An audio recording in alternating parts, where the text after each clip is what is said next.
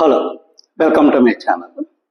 ఈరోజు ఈ వీడియోలో చాలా వరకు ఒక సామెత అందరికీ తెలిసే ఉంటుంది. ఒక గొర్రెని చాలామంది పదే పదే అది కుక్క కుక్క కుక్క అని అంటే ఆ గొర్రె యజమాని అది నిజంగా కుక్క ఏమని చెప్పి దాన్ని వదిలివేయడం జరుగుతుంది. ప్రస్తుతం ఆంధ్రప్రదేశ్లోని తెలంగాణలోని ఉన్నటువంటి ప్రతిపక్షాలు అంటే వైఎస్ఆర్సిపి, బీఆర్ఎస్ వీటి ప్రవర్తన చూస్తే ఆ సామెత మనకి గుర్తురాక మానదు. దీనికి సంబంధించి కొద్దిగా ఈ వీడియోలో తెలుసుకుందాం. ఇంతవరకు ఈ ఛానల్ సబ్స్క్రైబ్ చేసుకోకపోతే ప్లీజ్ ఈ ఛానల్ సబ్స్క్రైబ్ చేసుకోండి. ఈ ఛానల్ అభివృద్ధికి మీ వంతు సహకారం అందిస్తారని ఆశిస్తున్నాం. ఇక అసలు విషయంలోకి వెళ్తే ఈరోజు ఆంధ్రప్రదేశ్లో వైఎస్ఆర్సిపి కానీ తెలంగాణలో బీఆర్ఎస్ కానీ వాటి నాయకులు ఏ వారంకో 10 రోజులకో 15 రోజులకో ఒక ప్రెస్ మీట్ పెట్టడం, ప్రస్తుతం అధికారంలో ఉన్న ప్రభుత్వాన్ని తీవ్రంగా విమర్శించడం. వాళ్ళు చాలా వరకు అవినీతి చేస్తున్నారు, అవినీతి కార్యక్రమాలు చాలా భారీ ఎత్తున పెరిగిపోయి అటువంటి వాటి మీద పదే పదే మీటింగులు పెడితే, ఇలాంటి ప్రెస్ మీట్లు పెడితే ప్రజలు నమ్ముతారు అని చెప్పి ఒక విధమైన భావనలోనే వాళ్ళు ఉండిపోయి ప్రతిసారి ఇటువంటి ప్రెస్ మీట్లు పెట్టి ప్రభుత్వం మీద బురద చల్లడం అనేది అలవాటు చేసుకున్నారు. ఇక్కడ మనం గమనించాల్సిన విషయం ఏంటంటే వాళ్ళు చెబుతుంది నిజమా కాదా అనే దాని గురించి ఆ లోతుల్లోకి మనం వెళ్ళదలుచుకోలేదు.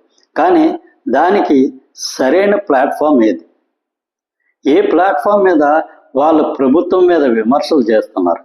ఆ ప్లాట్ఫామ్కి ఒక పద్ధతి అనేది ఒకటి ఉండాలి కదా. కేవలం ప్రెస్ మీట్లు పెట్టి ఏ విధమైన ఆధారం లేకుండా ఏమైనా అనేయచ్చు. కానీ అదే శాసనసభకి వెళ్ళి అక్కడ వాళ్ళ ప్రాబ్లమ్స్ని కానీ వాళ్ళ విమర్శలు కానీ చేస్తే అక్కడ ఆ విమర్శలు అనేవి ఒక రికార్డ్ అవుతాయి. అంటే అక్కడ వాళ్ళు ఏం చేసినా ఒక నిర్దిష్టమైన ఆధారాలతోనే చేయవలసి వస్తుంది. వీళ్ళేమో అసలు శాసనసభకి అటెండ్ అయ్యేవారు, అసలు ఎట్టి పరిస్థితుల్లోనూ. లాస్ట్ టైం ఒకసారి జగన్మోహన్ రెడ్డి గారు, ఈరోజు కూడా కేసీఆర్ గారు శాసనసభకి అటెండ్ అయ్యి ఒక 10 నిమిషాల్లోనే సంతకం పెట్టి తిరిగి వెళ్ళిపోయారని చెప్పి మనకి సమాచారం వస్తుంది. మరి భవిష్యత్తులో ఈ శీతాకాల సమావేశాల్లో ఆయన శాసనసభకి అటెండ్ అవుతారా లేదా తెలియదు.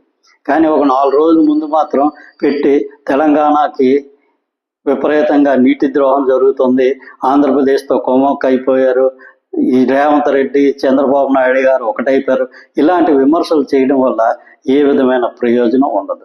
వాళ్ళు ఏమైనా చెప్పదలుచుకుంటుంటే, ఏమైనా ఆధారాలు ఉంటే శాసనసభకు వెళ్ళి ఆ సభలో ప్రవేశపెడితే అది రికార్డెడ్గా ఉంటుంది, దాన్ని ప్రజలు కూడా నమ్మే పరిస్థితి ఉంటుంది.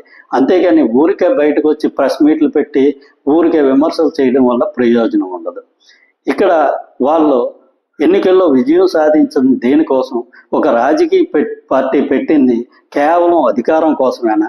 అధికారం లేకపోతే వాళ్ళు పనిచేయరా? ఈరోజు అధికారంలో ఉండే పార్టీ కన్నా ప్రతిపక్షంలో ఉండే పార్టీ వల్లే ప్రజలకు ఎక్కువగా మేలు జరుగుతుంది. ఎందుకంటే అధికారంలో పార్టీలో ఉండేవాళ్ళు ఏ విధమైన అన్యాయాలు, అక్రమాలు, అవినీతి చేస్తే వాటిని ఎండగొట్టే పరిస్థితి ప్రతిపక్షానికి ఉంటుంది. కాకపోతే ఇక్కడ ప్రతిపక్ష నాయకులు ఎవరో అసలు అసెంబ్లీకే అటెండ్ అవ్వరు. ఎందుకు అటెండ్ అవ్వరో తెలియదు. కానీ మధ్యలో వచ్చి సంతకం పెట్టి వెళ్ళిపోతుంటారు. అంటే జీతాల కోసం పనిచేస్తున్నారా?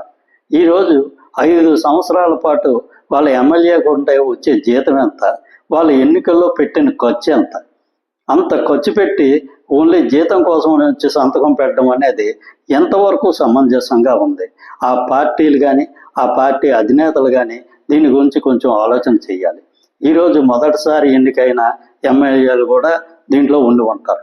వాళ్ళందరూ ఏదో సాధిద్దాము, అసెంబ్లీకి వెళ్ళి గట్టిగా ప్రభుత్వాన్ని నిలదీద్దాం, ప్రజల తరపున మాట్లాడదాం అనే ఆలోచన చేసే ఎమ్మెల్యేలు ఉంటారు.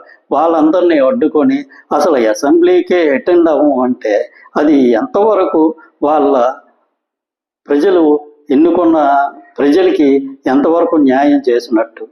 కాబట్టి ఇటువంటి వ్యక్తులు అటు అధికారం లేకపోతే నేను అసెంబ్లీకి వెళ్ళను అనుకునేటప్పుడు అసలు ఎన్నికల్లో పోటీ చేయడం మానేయాలి.